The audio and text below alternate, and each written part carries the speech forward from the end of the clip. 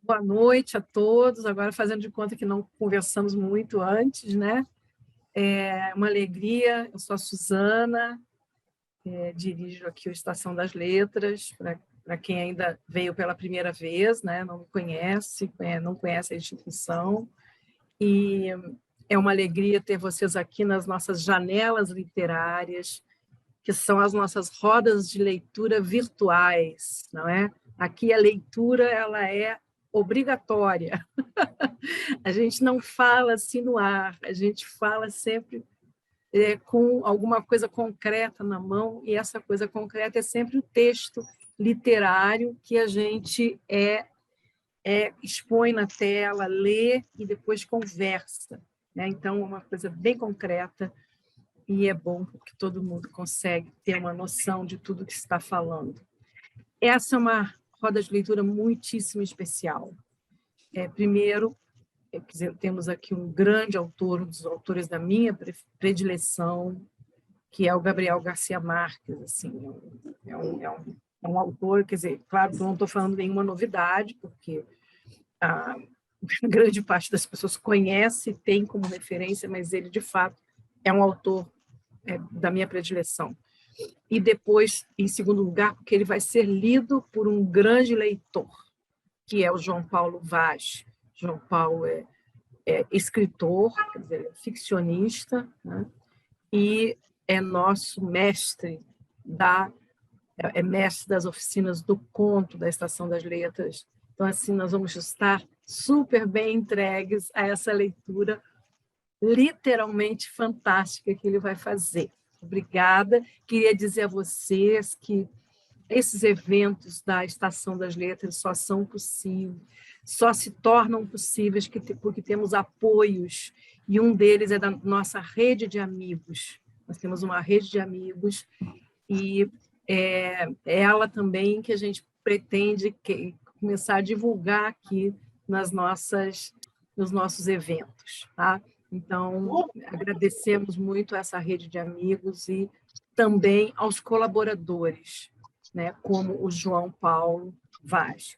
Obrigada, João. Agora é com você. É, esse negócio de mestre, isso aí é a bondade da Suzana, viu? Então é bom eu começar logo avisando que isso aqui não vai ser uma aula de literatura, nem uma análise da obra do Garcia Marques, na verdade, não é nenhuma análise do conto em si, mas é a leitura comentada de um leitor apaixonado. Uma vez perguntaram para o Vinícius de Moraes se ele pudesse escolher qualquer livro que ele conhecia para ser dele, e ele escolheu 100 Anos de Solidão, do Garcia Marques. Era o mesmo que eu escolheria. Agora, se alguém me perguntasse que conto eu gostaria de ter escrito, pudesse escolher qualquer conto para ser meu, seria esse.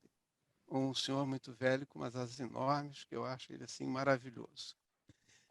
Como ele não é um conto curto, e como eu sou, a Suzana falou que eu sou um bom leitor, mas eu sou um bom leitor silencioso.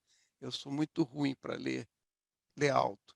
Então, eu dividi em 8 partes para dar uma certa dinâmica, porque se eu ficar lendo o conto todo aqui, vocês vão dormir, não vão aguentar. Então, eu dividi em 8 partes, eu vou ler cada parte e depois comentar cada parte. Aí, no final, a gente discute o conto todo, tá?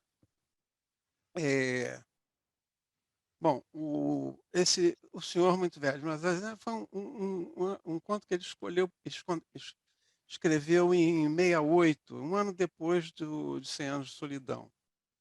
É o primeiro conto de um livro de contos que eu acho o melhor livro de contos dele, e que foi publicado aqui no Brasil com um título bem breve, A Incrível e Triste História de Cândida Erendira e Sua Avó Desalmada. Essa aí tem aqui a primeira edição, essa edição é a edição da Record de 72, eu acho. Ela era ilustrada pelo Caribé, muito bonita. Essa aí, agora só na estante virtual. Bom, vamos ler a primeira parte. Um senhor muito velho com umas asas enormes. Ao terceiro dia de chuva, haviam matado tantos caranguejos dentro da casa que Pelaio teve que atravessar seu pátio alagado para tirá-los ao mar, pois o menino recém-nascido passara a noite com febre e se pensava que era por causa da peste. O mundo estava triste desde terça-feira. O céu e o mar eram uma só coisa cinza, e as areias da praia, que em março fulguravam como poeira de luz, converteram-se num caldo de lodo e mariscos podres. A luz era tão mansa ao meio-dia, quando Pelaio voltava a casa depois de haver jogado os caranguejos, que lhe deu trabalho ver o que se mexia e se queixava no fundo do pátio. Teve que se aproximar muito para descobrir que era um velho, que estava caído de boca para baixo no lodaçal, e que, apesar de seus grandes esforços, não podia levantar-se, porque o impediam suas enormes asas. É,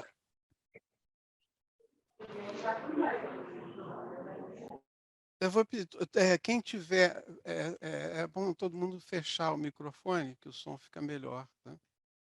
Depois, quando a gente for conversar, a gente pode abrir outra vez. Bom, esse primeiro capítulo, eu acho ele muito parecido. Eu vou contar uma história. Em Para Viver, para Escrever, a autobiografia do Garcia Marques, ele conta que quando leu a Metamorfose do Kafka, aquilo definiu um novo caminho para a vida dele. Abriu uma janela. Só lembrando, né, a Metamorfose começa assim: quando certa manhã Gregor Samsa acordou de sonhos intranquilos, encontrou-se em sua cama metamorfoseado em um inseto monstruoso. Aqui também você tem uma noite intranquila e depois, no final do parágrafo, aí da frase do parágrafo, a revelação de, um, de, um, uma coisa espantosa, que são as asas. Né? Se a gente reparar, a palavra asas é a última palavra do parágrafo. Uma outra associação que eu faço aqui, o Gabriel Garcia Marques falava muito da avó, dizia que a avó dele, a grande fonte dele de histórias foi a avó dele, que contava as histórias assim, mais espantosas da forma mais trivial, como se fosse, sem mover, ele dizia assim, sem mover um músculo da face, como se estivesse contando a coisa mais trivial, contava as coisas mais espantosas. Aí a minha fantasia é que depois de ler Kafka, o Kafka abriu para ele uma janela para levar para a literatura as histórias da avó. Ele não tem uma entrevista que ele fala literalmente isso, que depois que ele leu Metamorfose, mas pode escrever isso? E a história é engraçada, um colega de quarto dele da universidade chegou com o livro, ele estava indo dormir, pegou o Metamorfose para dar uma lida antes de dormir e não conseguiu mais largar. E depois foi escrever. Bom, outra coisa maravilhosa, esse parágrafo, uma coisa, num conto, o primeiro e o último parágrafo são muito importantes. E esse conto, assim, tem o primeiro e o último parágrafo dele são maravilhosos. Esse conto, eu acho perfeita a cena, como ele descreve a cena, né? Ele fala depois fala da noite intranquila, né? Teve 3 dias de chuva, teve uma invasão de caranguejos, estava pairando a ameaça da peste, tinha um risco de morte de um bebê, né? Aí de manhã ele sai para jogar os caranguejos no mar, e aí ele fala da luz mansa. Isso é importante, porque quando ele volta para casa, ele tem dificuldade de enxergar o que é aquilo no fundo do pátio. Né? Então ele diz que ele tem que chegar bem perto para ver o que se mexia, se queixava no fundo do pátio. E aí ele vai aos poucos constatando. Né? É um velho, está caído de boca para baixo no lomaçal, está fazendo esforços, mas não consegue se levantar, não conseguia se levantar porque o impediam suas enormes asas. Parece uma cena de filme, né?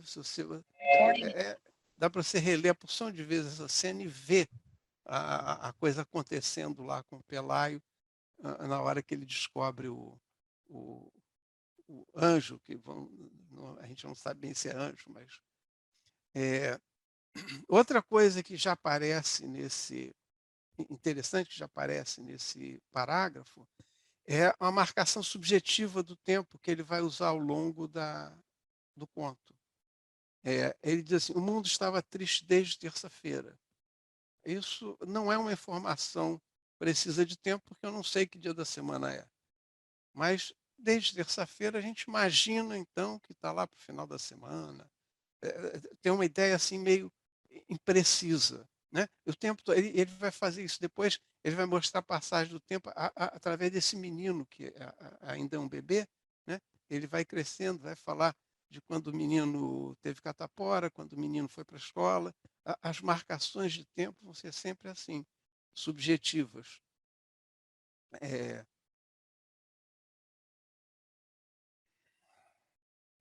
Aqui nesse parágrafo também ele fala: as areias da praia, que em março fulguravam como poeira de luz, converteram-se num caldo de lodo e mariscos podres.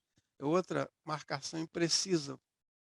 Foi em março, elas estavam cheias de luz. Agora, então, está depois de março. A gente imagina que seja no período de inverno aqui da América do Sul, mas também é uma marcação imprecisa.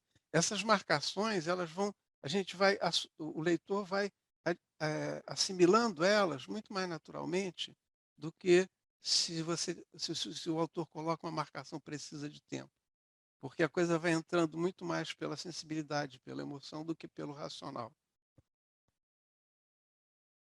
Então vamos aqui ao segundo parágrafo. Não é um parágrafo, é o segundo pedaço aqui. Tomara que eu não me enrole muito aqui com o manuseio aqui. Assustado com aquele pesadelo, Pelaio correu em busca de Elisenda, sua mulher, que estava pondo compressas no menino doente, e a levou até o fundo do pátio. Os dois observaram o corpo caído com calado estupor. Estava vestido como um trapeiro. Restavam-lhe apenas uns fiapos descorados na cabeça pelada e muito poucos dentes na boca. E sua lastimável condição de bisavô ensopado o havia desprovido de toda grandeza. Suas asas de grande galináceo, sujas e meio depenadas, estavam encalhadas para sempre no lodaçal. Tanto observaram, e com tanta atenção, que Pelaio e Elisenda se refizeram logo do assombro e acabaram por achá-lo familiar. Então se atreveram a falar-lhe, e ele lhes respondeu em um dialeto incompreensível, mas com uma boa voz de marinheiro. Foi assim que desprezaram o inconveniente das asas e concluíram com muito bom juízo que era um náufrago solitário de algum navio estrangeiro abatido pelo temporal. Apesar disso, chamaram para vê-lo uma vizinha que sabia todas as coisas da vida e da morte. E a ela bastou um só olhar para tirá-los do erro. É um anjo, disse-lhes. Não tenho dúvida de que vinha buscar o menino. Mas o coitado está tão velho que a chuva o derrubou. É,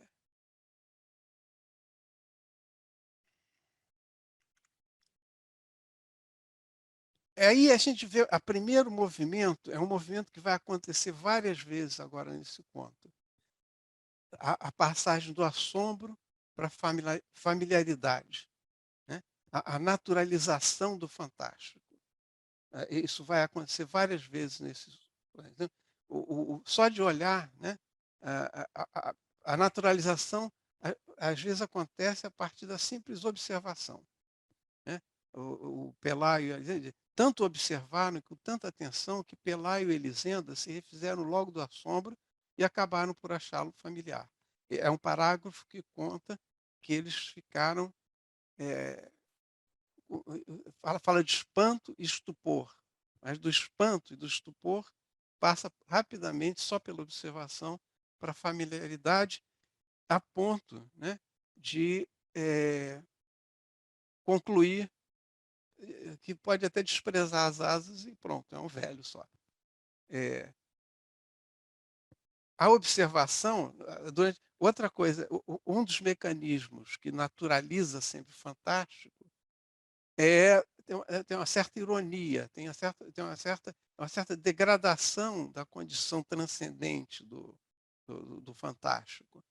Então, enquanto eles estão observando, eles veem que o senhor muito velho lá está vestido como um trapeiro, que tem apenas uns fiapos descorados na cabeça pelada, tem poucos dentes na boca, e finalmente ele fala da sua lastimável condição de bisavô ensopado.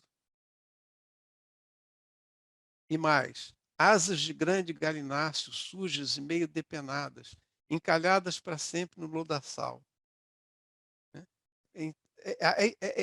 São essas observações reduzem o anjo à naturalidade, né? E é isso que permite que eles desprezem. Foi assim que desprezaram o inconveniente das asas e concluíram, com muito bom juízo, que era um náufrago solitário de algum navio estrangeiro abatido pelo temporal.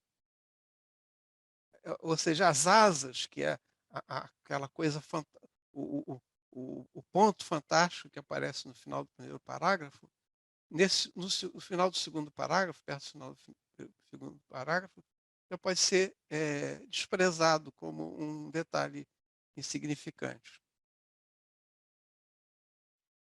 Quer dizer, um item assombroso vira um detalhe insignificante, passível de ser desprezado. E essa transformação se opera simplesmente pela observação e pela familiaridade que a observação traz. No final desse texto, mais uma vez, desse trecho, mais uma vez o ciclo, esse ciclo que passa do encantado para o trivial, vai recomeçar. Quando a vizinha, aí essa vizinha, aliás, essa vizinha, ela representa a sabedoria popular, né? Essa vizinha que sabe tudo sobre a vida e a morte. Ela domina a mitologia popular, ela sabe dos mitos, das superstições, ela sabe de tudo que existe na vida e na morte. E ela já reinaugura um novo ciclo, dizendo que não, é o anjo da morte. Mas tão velho, coitado, que foi derrubado pela chuva. O tempo todo a gente vai ver essa dialética entre o fantástico e o trivial, entre a transcendência e a imanência. Né? Sempre a imanência acaba derrotando a transcendência, que é uma coisa bem característica do realismo fantástico. A realidade latino-americana ela é tão fantástica que ela digere qualquer transcendência. Né?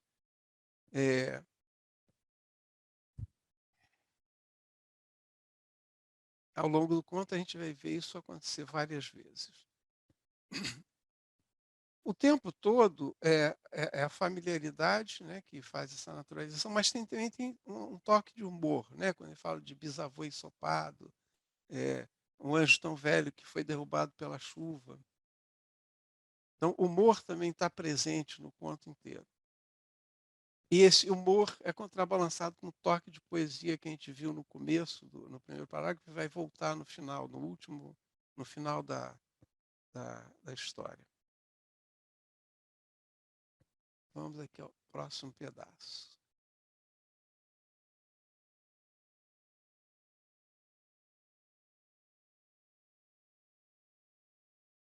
No dia seguinte, todo mundo sabia que em casa de Pelaio tinham aprisionado um anjo de carne e osso. Contra o julgamento da sábia vizinha, para quem os anjos desses tempos eram sobreviventes fugitivos de uma conspiração celestial, não tinham tido coragem de matá-lo a pauladas. Pelaio esteve vigiando toda a tarde da cozinha, armado com seu garrote de meirinho, e antes de deitar-se, arrastou-o do lodaçal e o encerrou com as galinhas no galinheiro alambrado. À meia-noite, quando terminou a chuva, Pelaio e Elisenda continuavam matando caranguejos. Pouco depois, o menino acordou sem febre e com vontade de comer. Então se sentiram magnânimos e decidiram pôr o anjo em uma balsa com água potável e provisão para 3 dias, e abandoná-lo à sua sorte em alto mar. Mas quando saíram ao pátio as primeiras luzes da manhã, encontraram toda a vizinhança diante do galinheiro, brincando com o anjo sem a menor devoção e atirando-lhe coisas para comer pelos buracos dos alambrados, como se não fosse uma criatura sobrenatural, mas um animal de circo.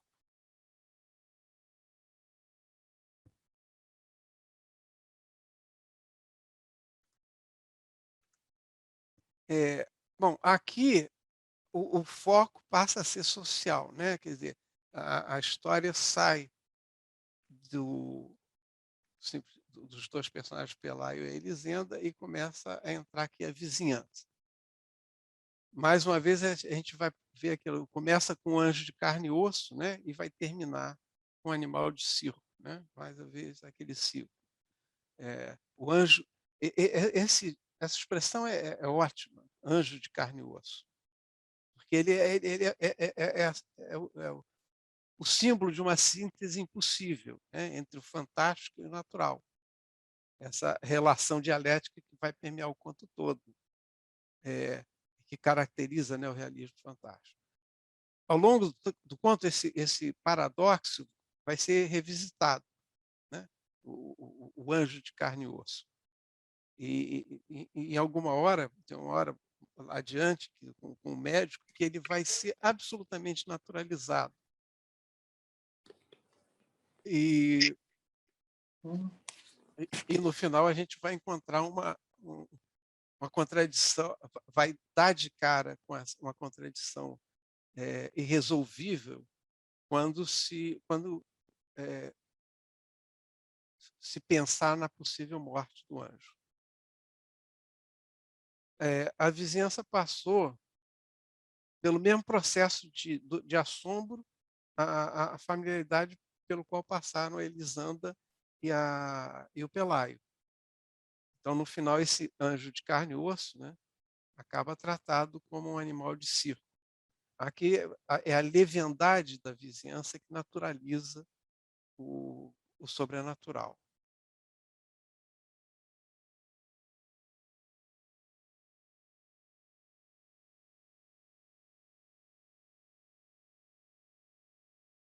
No dia seguinte, todo mundo sabia que em casa de Pelaio tinham aprisionado um anjo de carne. Ah, não, estou repetindo, perdão.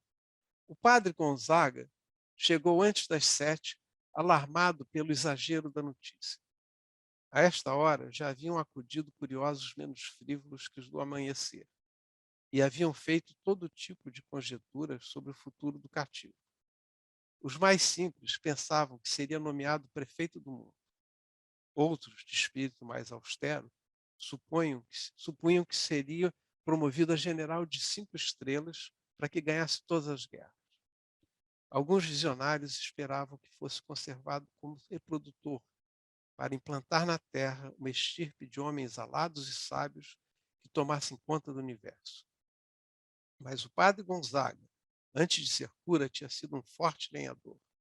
Junto aos alambrados, repassou num instante seu catecismo e mesmo assim pediu que lhe abrisse a porta para examinar de perto aquele varão lastimável, que mais parecia uma enorme galinha decrépita entre as galinhas distraídas. Estava atirado a um canto, secando ao sol as asas estendidas entre as cascas de frutas e os restos do café que lhe atiraram os madrugadores. Alheio às impertinências do mundo, apenas levantou seus olhos de antiquário e murmurou algo em seu dialeto, quando o padre Gonzaga entrou no galinheiro e deu-lhe bom dia em latim. O pároco teve a primeira suspeita de sua impostura ao comprovar que não entendia a língua de Deus e nem sabia saudar seus ministros. Logo observou que, visto de perto, ficava muito humano. Tinha um insuportável cheiro de tepério, o avesso das asas semeado de algas parasitárias e as penas maiores maltratadas por ventos terrestres. E nada de sua natureza miserável estava de acordo com a egrégia dignidade dos anjos. Então abandonou o galinheiro e, com um rápido sermão, preveniu os curiosos contra os riscos da ingenuidade. Recordou-lhes que o demônio tinha o mau costume de recorrer a artifícios de carnaval para confundir os incautos. Argumentou: que se as asas não eram elemento essencial para determinadas diferenças entre um gavião e um aeroplano, muito menos podiam ser para reconhecer os anjos. Entretanto, prometeu escrever uma carta ao seu bispo, para que esse escrevesse outra a seu primaz, e para que esse escrevesse outra ao sumo pontífice, de modo que o veredito final viesse dos tribunais mais altos. Sua prudência caiu em corações estéreis. A notícia do anjo cativo divulgou-se com tanta rapidez que, ao cabo de poucas horas, havia no pátio um alvoroço de mercado e tiveram que usar a tropa com baioneta para dispersar o tumulto que já estava a ponto de derrubar a casa. Elisenda, com a coluna torcida de tanto varrer lixo de feira, teve então a boa ideia de murar o pátio e cobrar 5 centavos pela entrada para ver o anjo.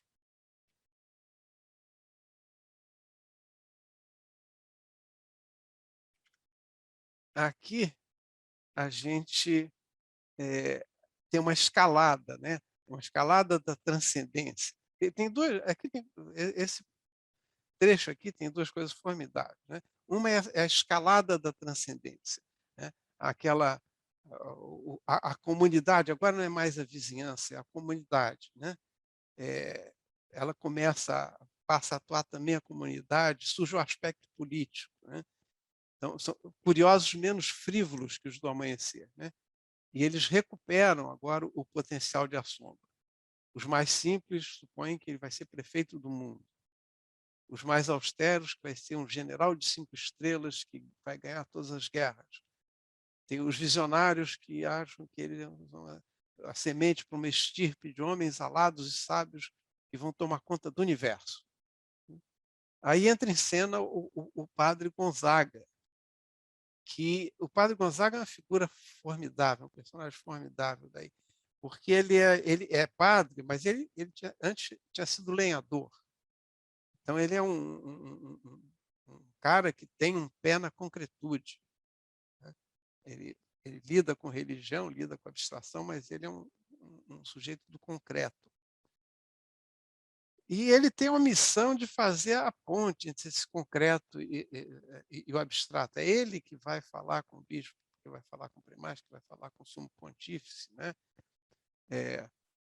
Que vai procurar o veredito dos tribunais mais altos, porque, no fim das contas, são esses poderes máximos que decidem o que é real e o que não é real, né? Vai ser o sumo pontífice que vai decidir se aquilo é um anjo ou não é um anjo. E esses poderes máximos, em toda a obra do Garcia Marques, né? Se pega 100 anos de solidão, ninguém escreve o coronel, os altos poderes são sempre uma coisa muito abstrata, muito completa, muito longe da realidade cotidiana. O povo está sempre completamente desligado disso aí. E o padre Gonzaga, coitado, ele tem a missão impossível de ser uma ponte entre o povo e esses altíssimos poderes. É uma ponte impossível, porque tem um abismo aí. Essa é a concepção que você vê em todas as obras do Garcia Marques. Essa intermediação, né, entre o alto poder e a realidade cotidiana. Na falta disso, a coisa evolui para a convulsão social, né? Tiveram que usar a tropa de choque com baioneta para dispersar o tumulto que já estava pronto a derrubar a casa. Aí a Elisenda tem com a coluna torcida de tanto varrer lixo de feira, tem então a ideia de murar o pátio e cobrar 5 centavos pela entrada para ver o anjo. A Elisenda, ela me lembra muito a Úrsula do 100 Anos de Solidão. Outra referência feminina, né? E que é a referência da realidade, né? Da ordem, a ordem concreta das coisas.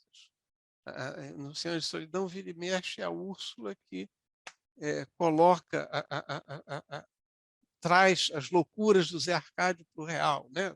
Quando, por exemplo, ele já quer mudar Macondo de lugar e aí ela não quer pegar todo mundo, todos os moradores e sair para fazer a cidade em outro lugar, porque descobriram ele descobriu que não tem ligação com o mar, e Macondo está isolada, e ela não quer se mudar, e o Zé Arcádio diz assim, ela diz, não, essa aqui é o meu lugar, né? E o Zé Arcádio diz, não, você só está fixo no lugar quando você tem um morto enterrado lá. Aí ela responde, bom, então se for preciso eu morro. E assim ele desiste de se mudar. Tem outras cenas maravilhosas da Úrsula, quando um dos netos vira lá um pequeno ditador em Macondo, resolve fuzilar a gente, e tem uma cena que ela atravessa o povoado todo chorando de raiva e de humilhação, vai lá e dá uma surra no menino, acaba com a ditadura dele, uma surra de rebenque. Aqui é a Elisenda resolve o negócio, vão cercar e cobrar 5, vão comprar, acho que é 5 centavos, é 5 centavos para a entrada para ver o anjo.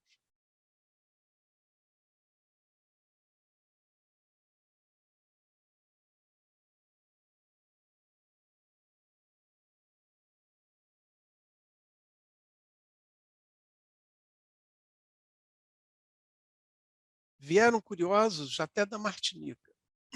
Veio uma feira ambulante com um acrobata voador que passou zumbindo várias vezes por cima da multidão e ninguém lhe fez caso, porque suas asas não eram de anjo, mas de morcego sideral. Vieram em busca de saúde os enfermos mais desgraçados do Caribe. Uma pobre mulher que desde menina estava contando as batidas de seu coração e já não lhe bastavam os números. Um jamaicano que não podia dormir porque o atormentava o ruído das estrelas. Um sonâmbulo que se levantava de noite para desfazer as coisas que fizeram acordado, e muitos outros de menor gravidade. No meio daquela desordem de naufrágio que fazia tremer a terra, Pelayo e Elisenda estavam felizes de cansaço, porque em menos de uma semana empanturravam de dinheiro os quartos, e apesar disso, a fila de peregrinos que esperava a vez para entrar chegava ao outro lado do horizonte. O anjo era o único que não participava de seu próprio acontecimento. Gastava o tempo em procurar cômodo no ninho emprestado, aturdido pelo calor de inferno dos lampiões e das velas de promessas que encostavam nos alambrados.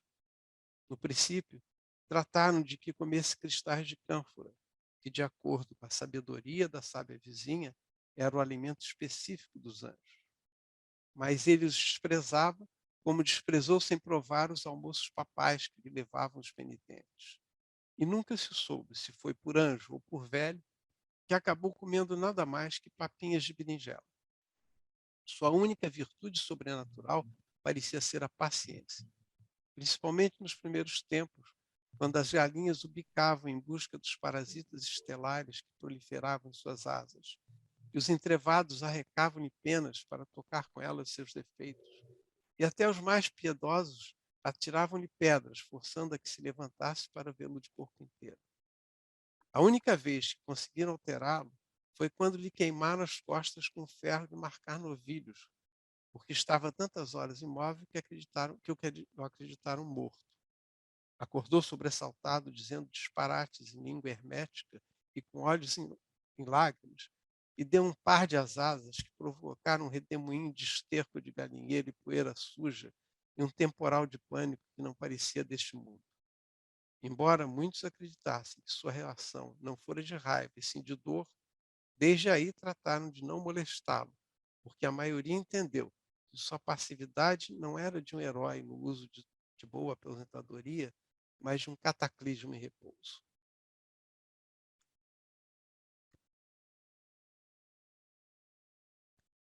Aqui é interessante, uma coisa interessante logo no começo é a localização geográfica que ele faz, né? Aqui, se a gente for ver,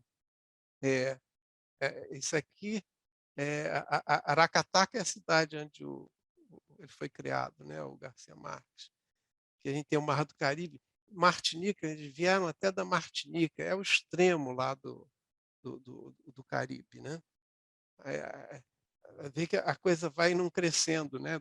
Do Pelayo à Elisenda, para a vizinhança, para a cidade, para o Caribe inteiro.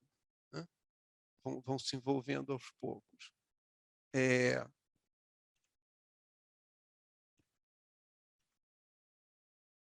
voltar aqui para o meu roteiro.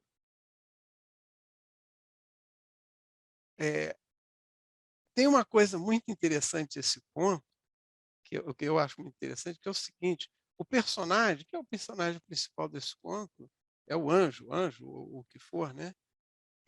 Ele não atua, ele é completamente passivo, ele praticamente não atua. Só no final a gente vai ver uma pequena atuação, mas é, e ele sintetiza isso quando diz que o anjo era o único, né, que ele diz que não.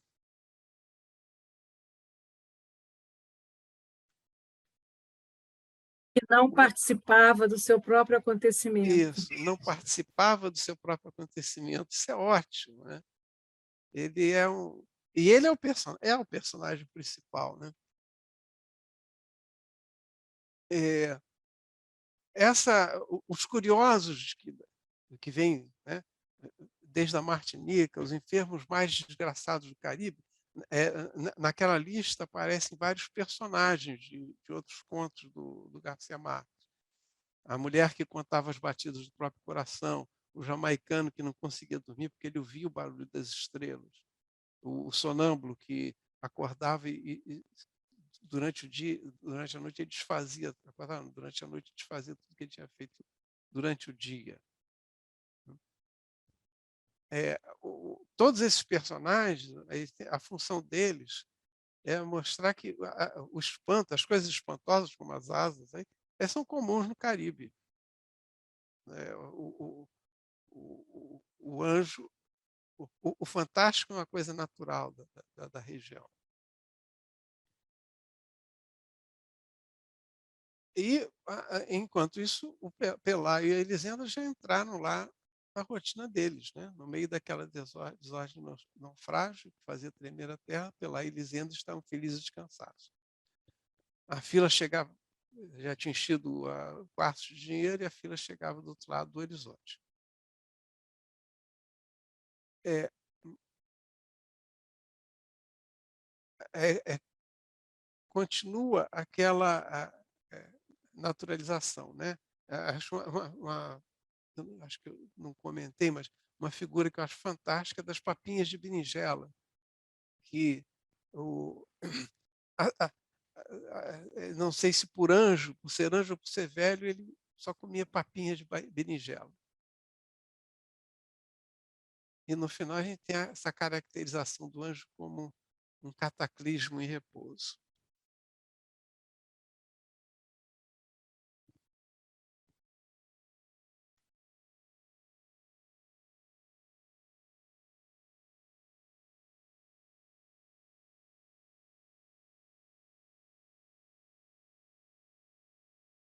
Vamos continuar aqui, assim que eu conseguir me entender aqui.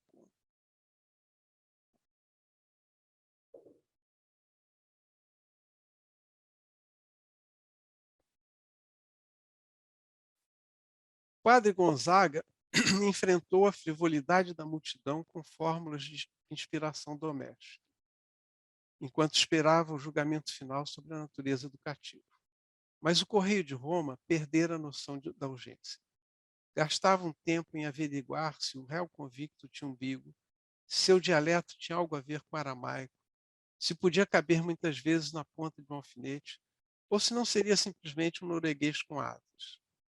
Aquelas cartas de prudência teriam ido e vindo até o fim dos séculos se um acontecimento providencial não tivesse posto fim às atribulações do quadro. Aconteceu que, por esses dias, entre muitas outras atrações das feiras errantes do Caribe, levaram ao povoado o triste espetáculo da mulher que se convertera em aranha por desobedecer a seus pais. A entrada para vê-la não só custava menos que a entrada para ver o anjo, mas até permitiam fazer-lhe quaisquer perguntas sobre sua absurda condição e examiná-la pelo direito e pelo avesso, de modo que ninguém pusesse em dúvida a verdade do horror. Era uma tarântula espantosa do tamanho de um carneiro e com a cabeça de uma donzela triste. O mais triste, entretanto, não era sua figura absurda, mas a sincera aflição com que contava os pormenores da sua desgraça. Ainda menina, fugira da casa dos pais para ir a um baile e quando voltava pelo bosque, depois de haver dançado sem licença toda a noite, um trovão pavoroso abriu o céu em duas metades, e por aquela greta saiu o relâmpago de enxofre que a converteu em aranha. Seu único alimento eram as bolinhas de carne moída que as almas caridosas quisessem pôr-lhe nas bocas. Semelhante espetáculo, carregado de tanta verdade humana e de tão temível escarmento, tinha de derrotar, mesmo sem querer, o de um anjo altivo que mal se dignava a olhar os mortais. Além disso, os escassos milagres que se atribuíam ao anjo revelavam uma certa desordem mental, como do cego que não recuperou a visão, mas lhe nasceram 3 dentes novos, e do paralítico que não pôde andar, mas esteve a ponto de ganhar na loteria, e o do leproso, em quem nasceram girassóis nas feridas. Aqueles milagres de consolação, que mais pareciam brincadeiras, já haviam abalado a reputação do anjo quando a mulher convertida em aranha acabou por aniquilá-la.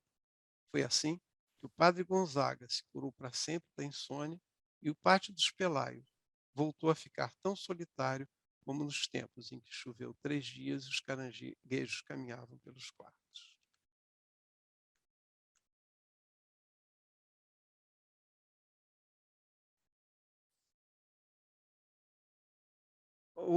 O anjo se esgota como acontecimento social, né? O padre Gonzaga pode finalmente descansar, né, da sua missão impossível, graças a um novo caso espantoso, a Mulher-Aranha. Né? A Mulher-Aranha supera o anjo, por quê? Primeiro, porque ela é uma tragédia humana. Né? Segundo, porque ela tem uma narrativa, ela tem uma história para contar, ela tem uma explicação. O anjo não tem narrativa, esse anjo ele aparece do nada e não tem explicação. O anjo não tem história, não tem uma narrativa por trás do anjo. Já a mulher tarântula, ela tem uma narrativa. E as pessoas podem interagir com ela. E, além de tudo, a entrada é mais barata. A fama do anjo já estava abalada, né, pelos milagres de consolação que mais pareciam brincadeiras, aí foi aniquilada. O anjo deixou de ser um acontecimento. E aí os Pelaios voltam o pátio deles volta à normalidade, o padre pode outra vez dormir, e Elisenda e Pelaio voltam à normalidade, mas mais ricos, né? Ganharam dinheiro. E a partir daí o anjo passa a ser ignorado. Até o final que a gente vai ler agora. Não agora. Ainda estamos no penúltimo.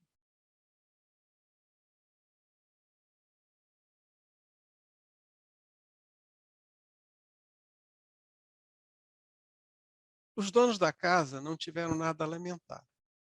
Com o dinheiro arrecadado, construíram uma mansão de 2 andares, com sacadas e jardins, com escadas bem altas para que os caranguejos do inverno não entrassem, e com barras de ferro nas janelas para evitar que entrassem os anjos. Pelaio, além disso, instalou uma criação de coelhos muito perto do povoado e renunciou para sempre ao seu mau emprego de meirinho. E Elisenda comprou umas sandálias acetinadas de saltos altos e muitos vestidos de seda furta-cor dos que usavam as senhoras mais invejadas nos domingos daqueles tempos. O galinheiro foi o único que não mereceu atenção. Se alguma vez o lavaram com criolina e queimaram gotas de mirra no seu interior, não foi para prestar honras ao anjo, mas para conjurar a pestilência de lixeira que já andava como um fantasma por todas as partes e estava tornando velha a casa nova. A princípio, quando o menino aprendeu a andar, cuidaram para que não ficasse muito perto do galinheiro. Mas logo foram esquecendo o medo e acostumando-se ao mau cheiro. Antes que os meninos mudassem os dentes, já fora brincar dentro do galinheiro, cujos alambrados podres caíam aos pedaços. O anjo não foi menos displicente com ele que com o resto dos mortais, mas suportava as maldades mais engenhosas com uma mansidão de cão sem ilusões. Ambos contraíram catapora ao mesmo tempo. O médico que atendeu ao menino não resistiu à tentação de auscultar o anjo. Encontrou nele tantos sopros no coração e tantos ruídos nos rins que não lhe pareceu possível que estivesse vivo. O que mais o assombrou, entretanto, foi a lógica de suas asas. Ficavam tão naturais naquele organismo completamente humano que não se podia entender por que não as tinham também os outros homens. Esse pedaço aqui eu acho maravilhoso, porque os outros homens todos não tinham asas, né? O... Bom, então aí a gente tem a volta à normalidade, né? A casa nova, construída de modo a evitar a entrada de caranguejos e de anjos, a marcação. Aí a gente vê bem a marcação do tempo através do menino, né? O menino começa a andar, o menino troca os dentes, o menino tem catapora, tem uma hora aí que o menino vai à escola. E a gente chega à naturalização completa do anjo, quando o médico que foi lá atender o menino examina também o anjo. Aí as asas estão completamente naturalizadas. Eu estou falando do anjo o tempo todo, mas em hora nenhuma a gente pode concluir que era um anjo. Isso aí vai ficar em aberto.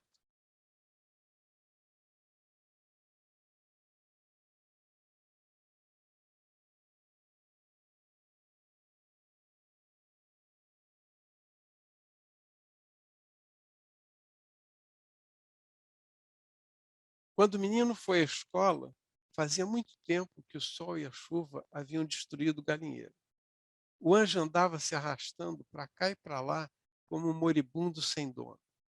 Tiravam-no a vassouradas no dormitório e um momento depois o encontravam na cozinha. Parecia estar em tantos lugares ao mesmo tempo que chegaram a pensar que se desdobrava, que se repetia a si mesmo por toda a casa. E a exasperada Elisenda gritava fora dos eixos que era uma desgraça viver naquele inferno cheio de anjos. Mal podia comer. Seus olhos de antiquário tornaram-se tão turvos que andava tropeçando nas colunas. E já não lhe restavam senão os canudos pelados das últimas penas. Pelaio jogou sobre ele uma manta e lhe fez a caridade de deixá-lo dormir no alpendre. E só então perceberam que passara a noite com febre, delirando e engrolados de norueguês velho. Foi essa uma das poucas vezes que se assustaram, porque pensavam que ia morrer, e nem sequer a sábia vizinha pudera dizer-lhe o que se fazia com os anjos mortos. Entretanto, não só sobreviveu ao seu pior inverno, como pareceu melhor que os primeiros sóis. Ficou imóvel muitos dias no canto mais afastado do pátio, onde ninguém o visse. E, em princípios de dezembro, começaram a nascer-lhe nas asas umas penas grandes e duras, penas de grande pássaro velho, que mais pareciam um novo percalço da decrepitude. Mas ele devia saber a razão dessas mudanças, porque tomava muito cuidado para que ninguém notasse e para que ninguém ouvisse as canções de marinheiro que às vezes cantava sob as estrelas. Uma manhã, Elisenda estava cortando fatias de cebola para o almoço, quando um vento que parecia de alto mar entrou pela cozinha.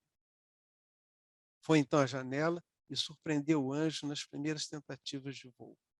Eram tão torpes que abriu com as unhas um sulco de arado nas hortaliças e esteve a ponto de destruir alpendre com aquelas asadas indignas que escorregavam na luz e não encontravam apoio no ar. Mas conseguiu ganhar altura. Elisenda exalou um suspiro de descanso por ela e por ele, quando o viu passar por cima das últimas casas, sustentando-se de qualquer jeito com um precário esvoaçar de abutre senil. Continuou vendo até acabar de cortar as cebolas e até quando já não era possível que pudesse ver, porque então não era mais um estorvo em sua vida, mas um ponto imaginário no horizonte do mar. É, aqui a gente é, bom, primeiro, vamos por parte, né? Primeiro tem uma coisa, uma expressão que eu acho fantástica, assim, um inferno cheio de anjos. É outro paradoxo, como o anjo de carne e osso, o inferno cheio de anjos, né? Que a Elisenda se queixa quando encontra o anjo pela casa toda hora. E aí chega a hora que nem mais a mitologia, a sabedoria encarnada pela sábia vizinha pode dar uma resposta. O que você faz com o anjo depois que ele morre? E vem aí, e a cena final é lindíssima, eu acho, assim, de uma poesia, né? Que é um equilíbrio perfeito assim, entre humor e poesia. As asas que escorregavam no ar, é, a cebola, né? As lágrimas as lágrimas de Elisenda, né?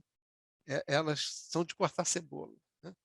São as lágrimas de despedida do anjo também, mas elas têm uma explicação, né? A cortar cebola. Então, o que a gente vê então nesse o tempo todo, né? Essa dialética, né, entre realidade e fantasia, entre o cotidiano e o maravilhoso, entre a imanência e a transcendência, ela vai ser resolvida aí no final de uma forma poética, com essa partida do anjo.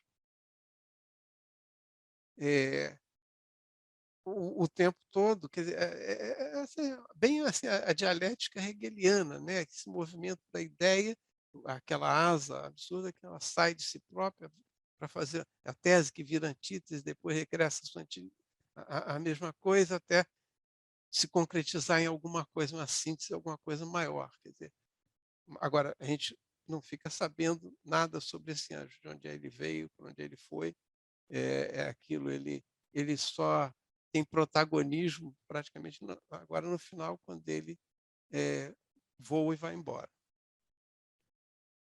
E é isso. Como é que a gente faz agora, Suzana? Vamos abrir para perguntas? Agora vamos conversar, né? Eu acho que agora está na hora da gente conversar sobre esse conto.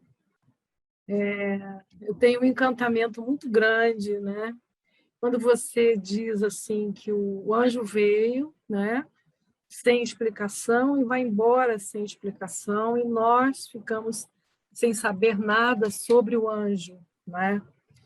Mas eu sempre que leio esse conto, depois eu quero que vocês falem, então eu não quero ficar falando sozinha, tá? É porque eu sou empolgada com o Gabriel Garcia Marques, tá? Já tem o dedo Eu sempre, levantado lá. eu sempre que leio esse conto, né? Eu acho, você diz assim, nós não ficamos sabendo nada sobre o conto, o anjo, e eu acho que a gente não precisa saber nada sobre o anjo, mas a gente fica sabendo muito sobre nós mesmos, não é? Porque um anjo com asas ou sem asas, ele é uma novidade que chega na vida de todos, ele é consumido enquanto novidade e só deixa de ser consumido quando ele é suplantado por outra novidade. Quer dizer, sempre me aponta questões, porque, na verdade, a questão do fantástico é que não importa se tem asas, se não tem, se é uma aranha que está contando ou não, as histórias contadas, tudo o que acontece ao redor do anjo é profundamente humano, né? Extremamente humano. A reação desses donos da casa, quer dizer, o anjo era um estorvo, deixa de ser um estorvo no momento em que eles conseguem ganhar algum dinheiro, não é? Eles conseguem transformar num objeto, numa mercadoria, não é?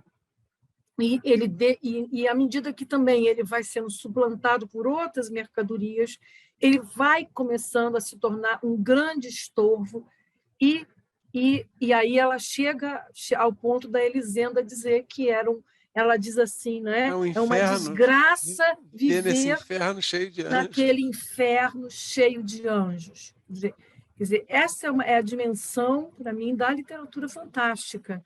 Quer dizer, a gente tem mania de achar que, bom, só se for realista e tal, não sei o quê. Não, Na verdade, e é realista, né? É isso, você falou uma coisa que é é muito realista. realista.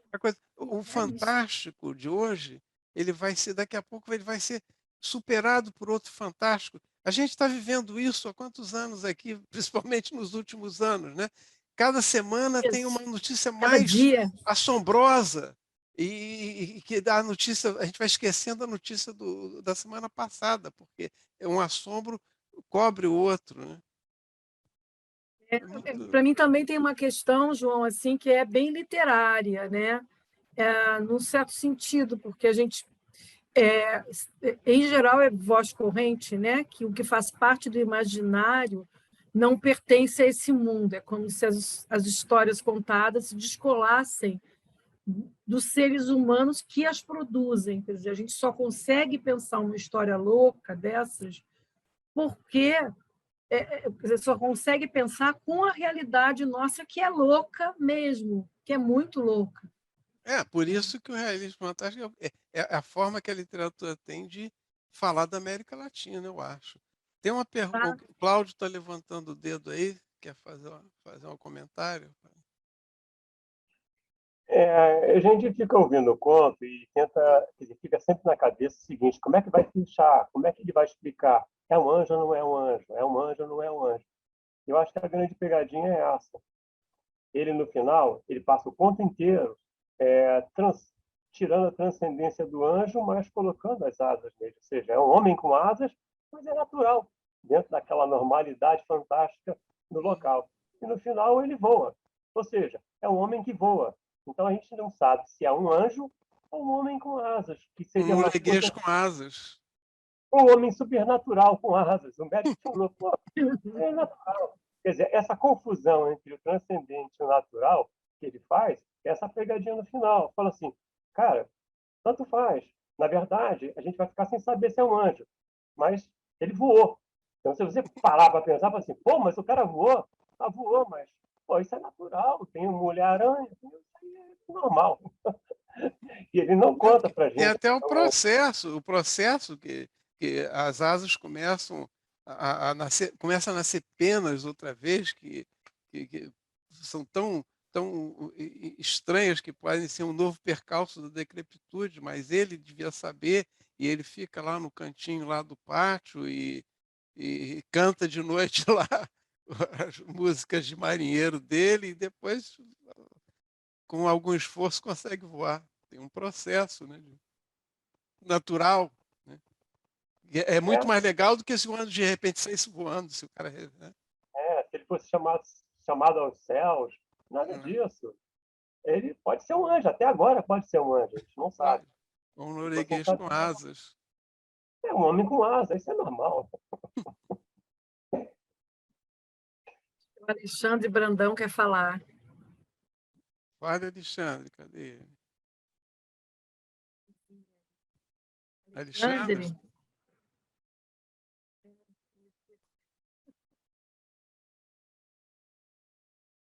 Alô, Alexandre, você está entre nós?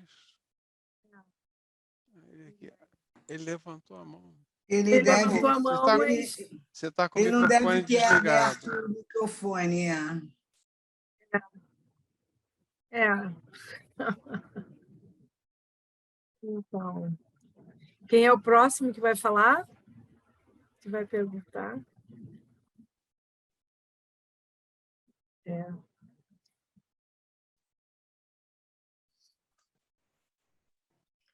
Então, aí, Rejane quer falar, é isso?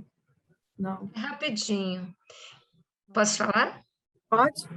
Então, o que me chamou bastante atenção, além de tudo isso que o João falou, e da naturalização do absurdo, etc. e tal, tem tanto a ver com a gente, mas o que me chamou tanto a atenção foi o alheamento desse anjo, dessa pessoa, dessa gaivota, seja lá o que fosse. Porque em momento algum ele se envolveu. Nem quando apanhou, nem quando foi endeusado, nem quando começou a criar asas, ele em momento algum se envolveu com ninguém. Quando a criança aparece, parece, quer dizer, a expectativa é que começasse a haver ali uma empatia, né? A criança, no seu imaginário, muito menos, digamos, corrompido ainda, poderia ter alguma ponte com o anjo, mas não. O anjo não queria participar de nada daquilo. Ele não tinha pertencimento algum àquele lugar. E isso deve significar alguma coisa, ou talvez o escritor tenha querido significar alguma coisa com isso. Eu não sei o que, mas me espanta, só isso. Na minha opinião, o anjo ele tem o charme da coisa, o mistério da coisa que não tem narrativa, né? Você tem um acontecimento dentro da história que não tem uma narrativa, não, mas a narrativa é sempre a necessidade de narrativa, da necessidade de a gente contar histórias, é a necessidade de juntar fatos, né? Uma história é sempre isso. Você tem a opção de fatos e o narrador, a seu bel prazer, ou conforme a sua sensibilidade, a sua inteligência, ele vai juntar aqueles fatos de alguma forma. Quando você tem um fato como esse que não tem uma narrativa onde juntar, ele desperta muita curiosidade. E isso é uma forma de ver. Outra forma de ver, eu acho, e acho fantástico aquilo que diz, o único que não participava do seu próprio acontecimento, né? O anjo ele não pertence àquela realidade, né? Ele é transcendente, no mínimo assim. Se ele não for anjo, se ele for só um norueguejado, de qualquer jeito, o norueguês já é uma coisa distante, né? Não é a Noruega é do outro lado lá do mundo, em relação ao Caribe, praticamente. Então, já, de qualquer jeito, ele quer que esse anjo seja essa figura contrastante com a realidade trivial do lugar.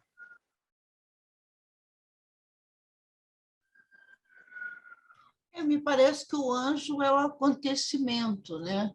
E o estorvo. Ele justifica todas as ações dos outros. E o que interessa, no caso, são as reações das pessoas.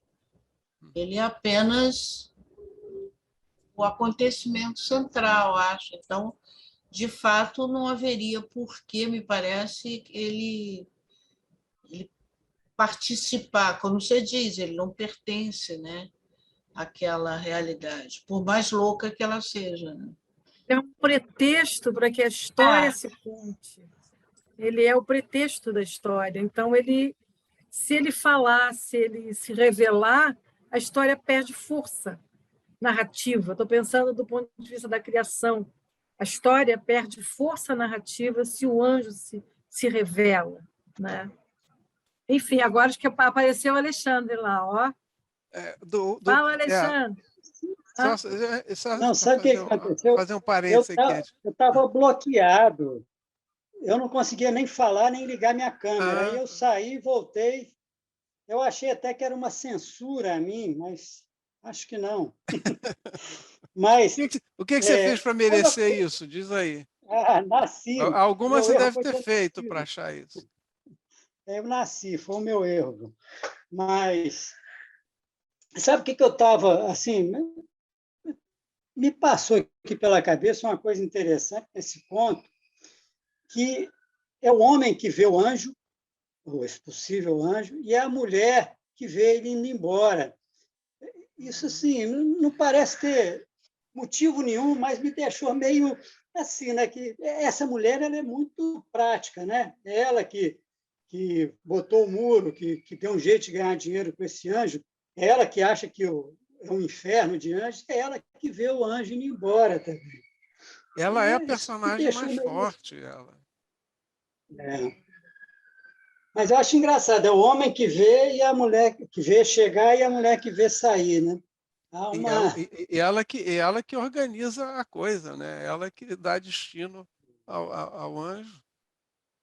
É como a Úrsula. A Úrsula é a espinha dorsal do Cem Anos de Solidão, é a Úrsula. Ele sempre tem essas mulheres muito pragmáticas, né? Muito que sabem o que querem e tal, né? Acho isso bacana mesmo. Luísa está levantando a mão.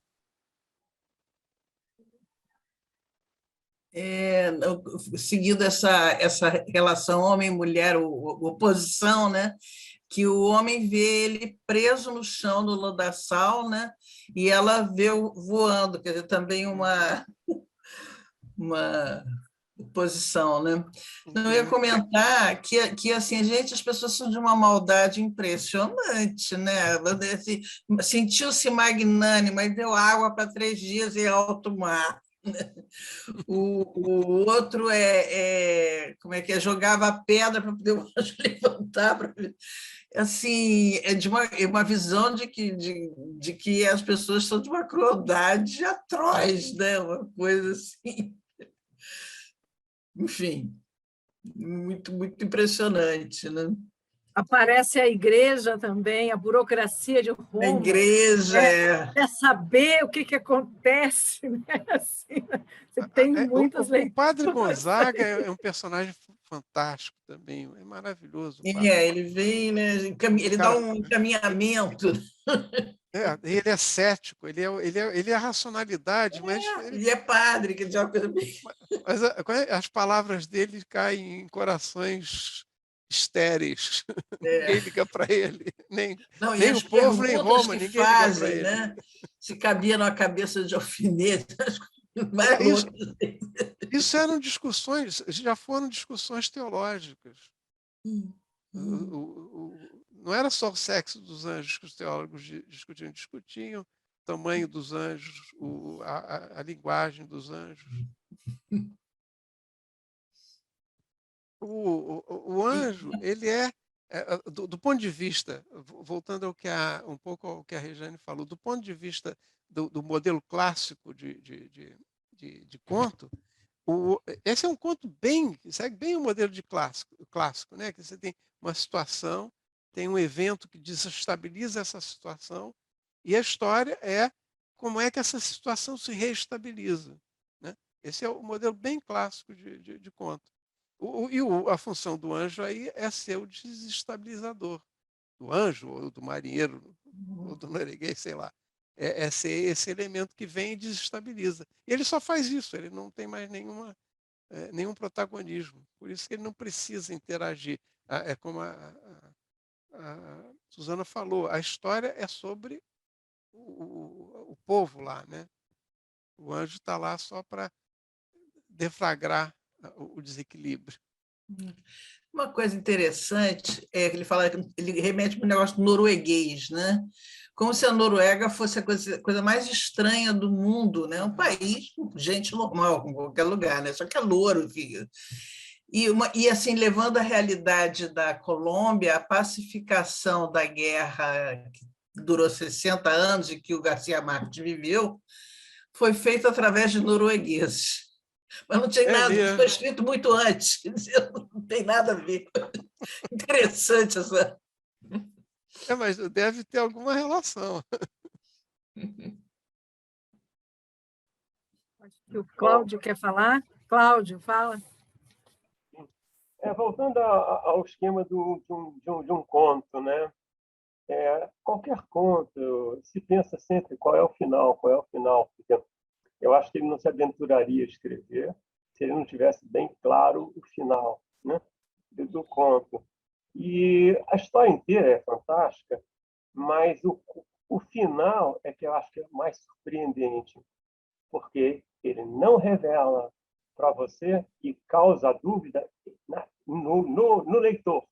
Até que ponto o leitor já encara o Cara com Asas como natural? Então, na hora que você está lendo, o tempo todo está dizendo, pô, isso aí é uma coisa mais natural do mundo, mais natural do mundo. Aí, no final, você pensa, poxa, a gente fica sem saber se ele era um anjo ou uma coisa natural. Caraca, ele voou. Então, ele causou uma dúvida em você depois que ele passou para você essa ideia de que era natural. Eu acho que essa é uma pegadinha que ele já tinha desde o começo para fechar o conto. É difícil você pensar no fechamento desse conto de outra forma. Se você conseguir pensar qualquer coisa que o anjo falasse, ele ia se revelar e ia impossibilitar esse final. Isso é a razão uma razão para ele não ter nenhum protagonismo anjo, porque qualquer protagonismo que ele tivesse, por exemplo, se ele falasse com o menino, né, como a Regiane falou, aí ele perdia essa característica de coisa completamente externa, né?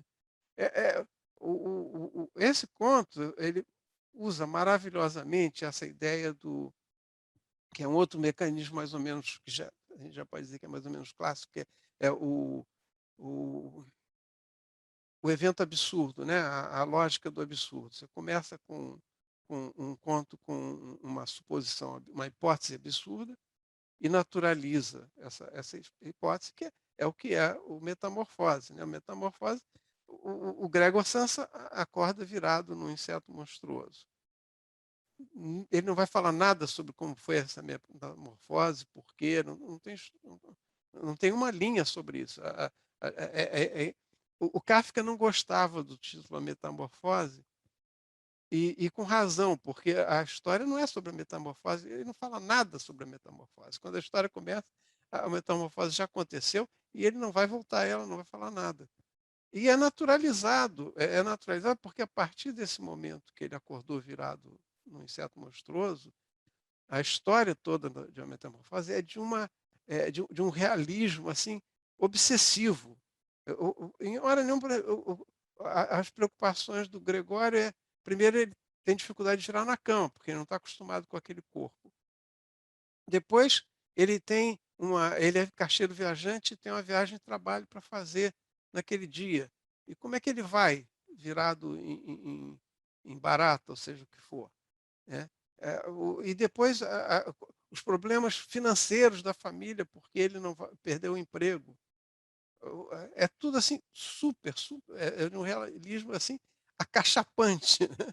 E aí você acaba naturalizando, você acaba de ler Metamorfose, a minha experiência, pelo menos com Metamorfose, quando eu terminei de ler, eu tinha sido levado para aquele mundo lá do Gregor Samsa de tal maneira que, primeiro, eu não consegui largar o livro enquanto eu não acabei. E quando eu acabei, eu fiquei uma meia hora assim para voltar para o mundo real. Ele me sequestrou lá para aquela realidade que ele criou. Né? Uma coisa que eu acho, eu ouvi agora o Cláudio falando, né, é que, na verdade, né, todas as histórias e todas as leituras que a gente faz, né, em geral, o que um leitor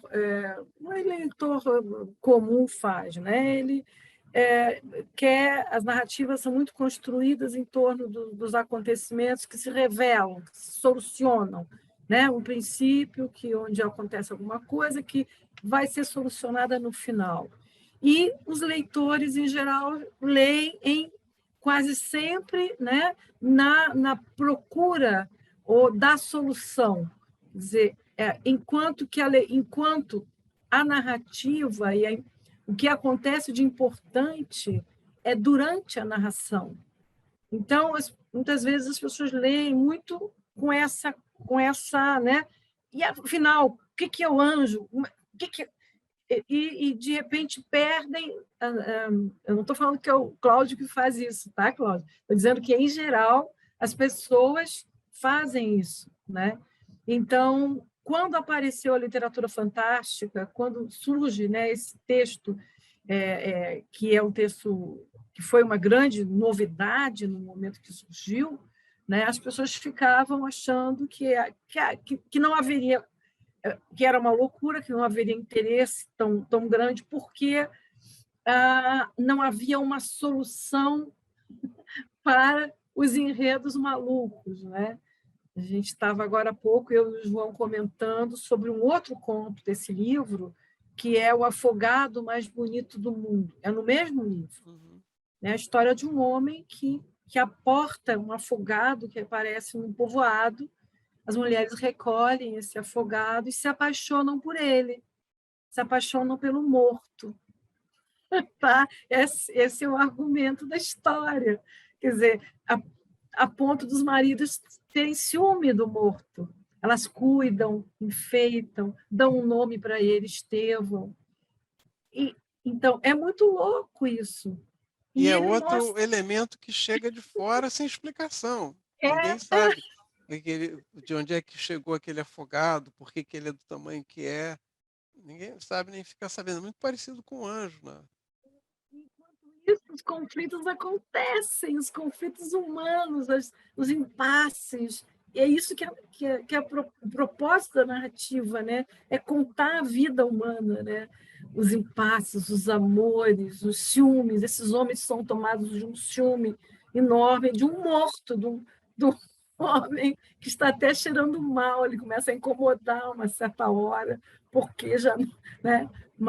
É porque não é um morto qualquer, é o morto mais bonito do mundo. É o mais bonito do mundo. Esse livro também, o Cândido Heréndira, também é maravilhoso, é um conto maravilhoso. E eu gosto também desse entrelaçamento que ele faz. A Cândida Heréndira, ela passa por Macondo no 100 Anos de Solidão.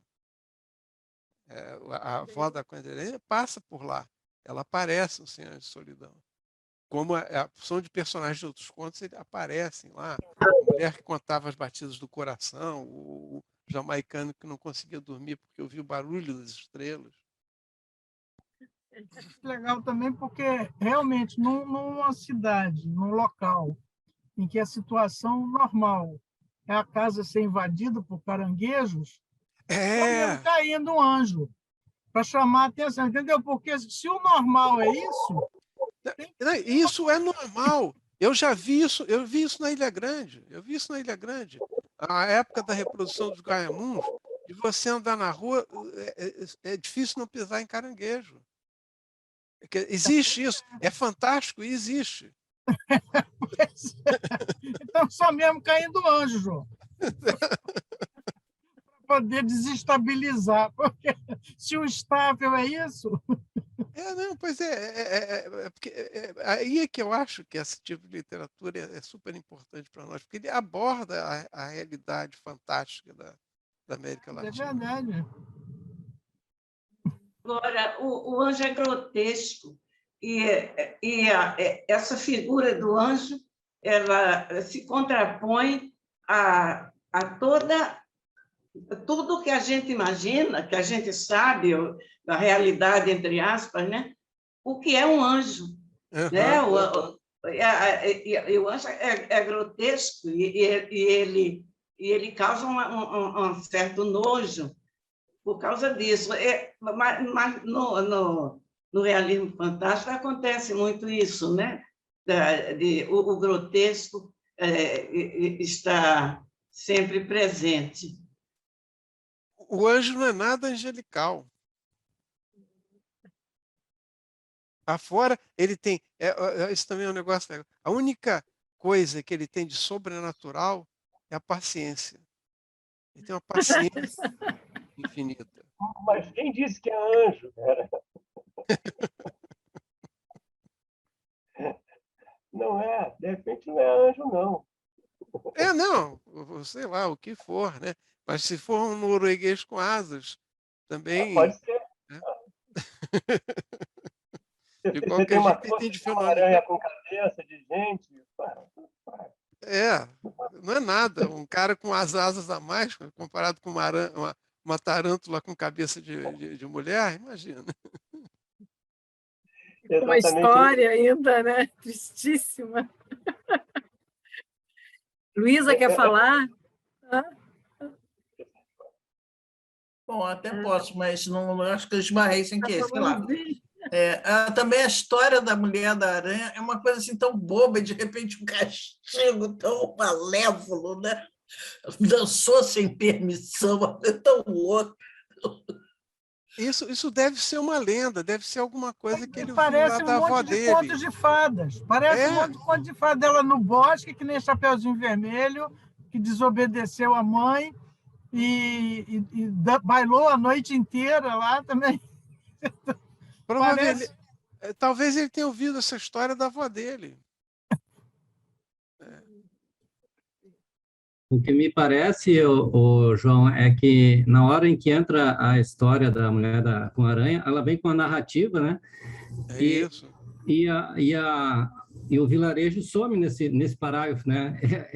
A história dela toma conta da história e não flui mais nada da história do vilarejo, né? Então, me parece assim plantado com essa função assim de mostrar, né, que o que vem com a narrativa pronta as histórias somem, né, na volta, né? O contrário do anjo, né? Ela tem uma história, o anjo não tem. Então é muito mais interessante. Além do que, as pessoas podem interagir com ela. O anjo é completamente displicente em relação a todos os mortais. A moça não, a moça eles podem interagir com ela, conversar, dar bolinho, dar um bolinho de carne na boca. Até quando ele fala isso, que ele é displicente a todos os mortais, ele está novamente sacaneando todo mundo. Falando assim, então, ele não é mortal? Não, mas tem a porção de paradoxos. Tem a porção de paradoxos, assim. Jogando com isso. Ele fala uma frasezinha assim, muita coisa, mas está dizendo que ele não é mortal. Os outros mortais. Os outros são mortais, ele não. Ele não falou que é anjo. Ele não falou que é anjo. Não fala. Mas ele usa, o Gabriel Garcia usa paradoxos o tempo todo, né? O anjo de carne e osso, inferno cheio de anjos, até tem outras expressões que eu não estou me lembrando, sem se referir ao anjo, mas que são paradoxais, né? Por exemplo, encalhado para sempre no lodaçal. Mas não é para sempre, ele é tirado logo depois, mas ele usa muito essa figura de linguagem. Ele está atolado lá para sempre. Tem vários lugares que ele usa isso, e ele usa isso na obra dele de um modo geral, né? Esses paradoxos. Eu gosto muito das descrições dele, são tão radicais, isso que você falou, né? É para sempre, é infinito.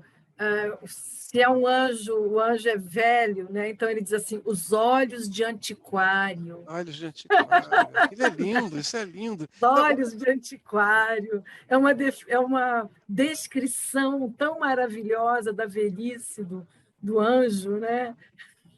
Eu vira e mexe, eu gosto de comparar esse conto com a Metamorfose, até porque Muito incrível essa falava comparação. muito da Metamorfose, né? Agora, ele tem poesia, tem humor, coisa que não tem zero na Metamorfose, é zero, né? É completamente despido de qualquer tentativa de humor ou de poesia. Mas se a gente vê o tempo todo, o humor permeia o texto e uma certa poesia também. A descrição no início, no parágrafo inicial, né, a descrição as águas que em março brilhavam como poeira de luz, né, e também no final são poéticas. As asas, no final, as asas que não encontram apoio no ar. Ela se lembra ela consegue vê-lo mesmo quando ele já é um ponto no horizonte onde não pode mais ver, enfim, que é também um paradoxo. Ela está vendo quando não pode mais ver. E o anjo é um mensageiro, mas esse anjo ele não trouxe nenhuma mensagem, né, para as pessoas. Zero mensagem. Mas será que não trouxe mesmo uma mensagem? O anjo não trouxe, mas a história do anjo, a história digamos, da estada do anjo naquele lugar, trouxe uma mensagem, mostrou a eles muita coisa. Né? Mostrou para a gente muita coisa, né? Então tem uma questão do anjo mensageiro, né? Eu consigo ver mensagem aí, Marlene. Ele é um pretexto para uma mensagem. Eu estou mais aí com a Marlene. Eu acho que não tem mensagem. O anjo em si não traz mensagem, não. Não, ele não traz, mas ele é um pretexto. Estou dizendo que ele é um pretexto. Né? Um pretexto. Quanta coisa você vê. É um pretexto para a gente ver essa realidade. É um pretexto para mostrar essa realidade, né? Em termos de mudança, mudou um pouco. O Pelá e Elisenda voltaram à sua vida normal, só que mais ricos. E pronto. Estou pensando aqui numa coisa, posso falar? Pode. O anjo não é tão alheio assim quando a gente pensa, não. O anjo é até muito humano, porque assim, ele não é uma gracinha de anjo, não é só nesse sentido de ser um chato, não é isso. ele utilizou aquelas pessoas. O anjo chegou lá totalmente destruído, bem ou mal, foi alimentado durante aquele tempo todo. Quando teve que ter o acesso de raiva dele, ele teve o acesso de raiva dele, deve ter sido muito explosivo, porque as pessoas passaram a não se aproximar muito dele depois daquilo. E quando teve condições em segredo, essas condições foram sendo criadas com o tempo, foi nascendo uma peninha ali, outra peninha que não compartilhou nada disso com ninguém. Estava preparando a fuga. Pelo contrário, escondeu das pessoas, me parece, porque ficava meio escondidão lá no canto. Enfim, não era exatamente um anjinho, não, tá? Também era bem humano ele. Ele é um humano de asas, mas o que ele é, ninguém sabe. Pode ser um náufrago, um anjo caído, pode ser qualquer coisa. É interessante também que eles encaixaram ele dentro da realidade, né? Botaram num galinheiro, que é o mais próximo que eles acharam para enquadrar ele na realidade. Né? Fica aí com quem tem pena. A relação dele com as galinhas é ótima. As galinhas primeiro ignoram ele, depois as galinhas vêm comer os parasitas que davam nas asas dele. Gente, João quer falar? Eu queria só uma observação. Sim. Desculpa, é que eu também sou João.